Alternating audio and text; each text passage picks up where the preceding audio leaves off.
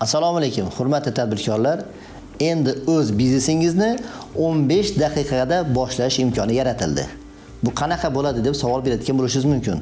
Ma'lumki, hurmatli prezidentimizning oxirgi tadbirkorlar bilan o'tkazgan 5-ochiq muloqotida biznes yuritish, litsenziya va har xil faoliyatni amalga oshirishga beriladigan ruxsat tartib-taomillarni soddalashtirish bo'yicha topshiriqlar berilgan edi.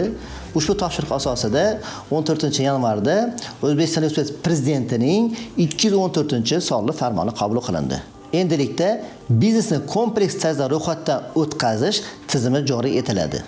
Siz buning uchun Davlat xizmatlari agentligiga borishingiz va u yerda 15 daqiqaning ichida o'z biznesingizni ochib ish faoliyat yurishingiz mumkin bo'ladi.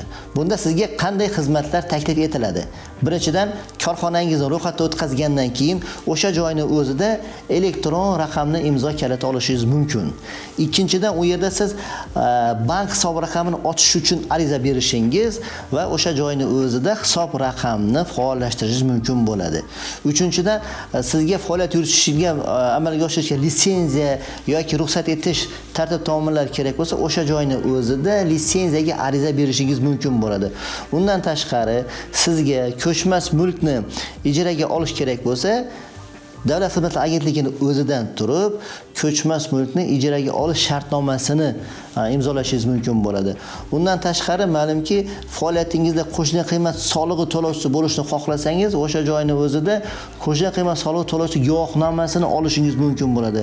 Yana shuna borki, onlayn nazorat kassa mashinasini onlayn shu yerda xarid qilishingiz va uni davlat ro'yxatidan, ya'ni soliq organlaridan o'sha joyning o'zida uni ro'yxatga o'tkazishingiz mumkin bo'ladi. O'sha joyning o'zida rahbarni tayyorlash va uni mehnat daftarchasini onlayn yuritish, ya'ni biz xalq tilida aytganda turdoy knishka deymiz, turdoy knishkasi onlayn yuritish imkoniyati mavjud bo'ladi. Bularning hammasiga bor yo'g'i 15 daqiqa vaqt ajratiladi. Ushbu bilan hisob-kitoblarga qaraganda tadbirkorlar o'zini biznes ochishdagi 15 kunlik vaqti sarflanadi va bu bilan tadbirkorlarning cho'ntagida 90 million so'mga yaqin pul tejab qolinadi. Ushbu ko'rsatilgan xizmatlar hech biri majburiy emas. Siz ko'rsatib o'tilgan xizmatlarni o'zingiz tanlab xohlaganingizdan foydalanishingiz mumkin va ushbu to'lovlarni joriy qilinadigan QR kodi orqali to'lovlar amalga oshiriladi. Shuningdek, hurmatli tadbirkorlar, ushbu farmon bilan yana bir yangilik yaratilyaptiki, qulaylik. Ma'lumki, bizda o'sha yakka tartib tadbirkorlar shu faoliyat bilan shug'ullanganda o'zining guvohnomasida o'zining familiyasi ismi turadi. Ya'ni Safarov Umidbek Akbarovich yakka tadbirkor degan guvohnoma berilardi uning familiya ismi bilan. Endilikda bu yana shunaqa qulaylik yaratilyaptiki, siz yakka tadbirkor bo'la turib o'zingizni firma nomiga ega bo'lishingiz mumkin. Ya'ni u yerda siz guvohnomada o'zingiz familiyangiz emas, firma nomini xohlagan firma nomini kiritib turib, o'sha firma nomi bilan endilikda yakka tartibdagi tadbirkorlik faoliyatini yuritish mumkin bo'ladi.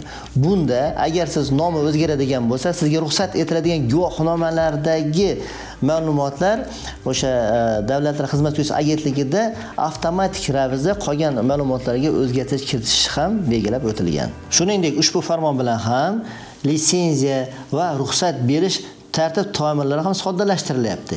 Ya'ni ma'lumki, oldin shu litsenziyani qoidalarini buzsangiz ham firma jazolanardi, ham firmaning rahbari ma'muriy jarimaga tortilardi. Bu holatga qanaqa baho beriladi? Masalan, iqtisodchi sifatida men shuni aytardimki, har doim nimaga bitta qilgan ayb uchun ikkita jazo qilinishi kerak. Firma ham jarima qilinishi kerak va firmaning egasi ham ma'muriy jarimaga tortilishi kerak.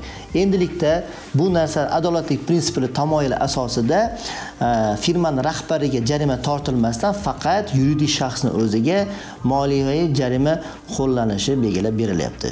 Shuningdek, ma'lumki, biz agar bir litsenziya majbur olishimiz bo'ladigan bir faoliyatni yuritadigan bo'lsak, biz oldin o'sha binoni olishimiz, asbob uskunani qo'yishimiz, u yoqqa litsenziya tartibiga asosan, shartlariga asosan kerakli xodimlarni ishga olib, ularni buyrug'ini chiqarib, hammasini tayyorlab qo'ygandan keyin litsenziyalash organini chaqirardik, unga ko'rsatardik.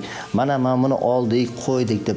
Vaholanki bu paytda 2-3 oy vaqt o'tib ketishida biz yollagan xodimlarimizga oylik to'lash va qo'shimcha har qanday sarf xarajat kelib chiqardi. endilikda shunday tartibni o'rniga soddalashgan tartib chiqyaptiki, siz litsenziya topshirganda sizni firmada kelib turib, dastlabki xulosa berish amaliyoti bo'ladi. Bu bilan siz ularni rasmiylashtirmasdan turib keladi, sizning imkoniyatingiz o'rganiladi. Demak, siz shu xodimni olish imkoniyatingiz borligini ko'rsatib berasiz. Asbob uskunangizni olish imkoniyatingiz borligini ko'rsatib bergandan keyin sizga litsenziyachi organ dastlabki xulosani beradi va shu orqali siz litsenziyani olgandan keyin sizga berilgan 20 kunlik muddatning ichida siz boyaga ko'rsatilgan xodimlarni jalb qilish, asbob uskunalarni olib kelish ishlarini amalga oshirish mumkin bo'ladi. Bu bilan yana bu ishimiz soddalashyapti va tadbirkorlar yuritishga qulaylik, sharoitlar belgilab berilyapti. Hurmatli tadbirkorlar, soliqlarga oid so'nggi yangiliklarni va ularga beriladigan sharhlarni bilib borishni istasangiz, sahifamizga obuna bo'lishni unutmang.